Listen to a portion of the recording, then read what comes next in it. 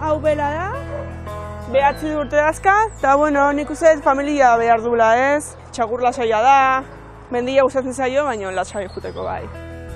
Nik uste oaintxe bertan txakurrak gehiago atatzea, baina katuak bai atatzea. Oaintxe bertan ditugu 100 bat txakur eta 200 bat katu. Azoren bat hartu ditugu, untxiren bat, jaskoren bat eduki dugu, eta gehien bat txakurrak eta katuak hartzen ditugu.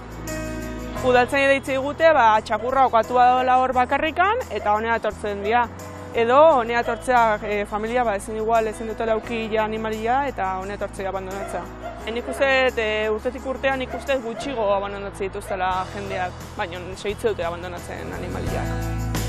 Adoptatu ahal izateko. Gure webbinea daukagu edo gure sare sozialak, Instagrama eta Facebooka, eta hor jartzitu gure txakur eta katu guztia hemen dauden. Honea deitu, zita batekin honea etorri, ikusi animaliak eta prozesuan azten gara, adopzioan prozesuakin. Administrazioan elkarrizketa baten bidez, gu ikusi behar dugu aptua diala txakur horrekin. Jendeak ikustitu eta ez daki zehar emandaka txakur horrek ez. Eta igual ez da aptua behantzako. Noiz o noiz, tokatu zaigu, familia bati animali hori ez dela egokia familia horretako ez. Reserbatu ditugu animaliak, eta gehi ematen dugu zita eramateko txakurra edo katua. Denakin entregatzen ditugu. Desparazitatua, mikrotxipatua, bakunekin, azkenean, junbardia legal bezala.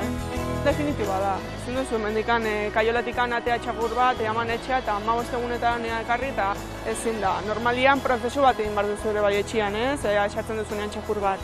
Eta normalien ez dituzte ekartzen berriro.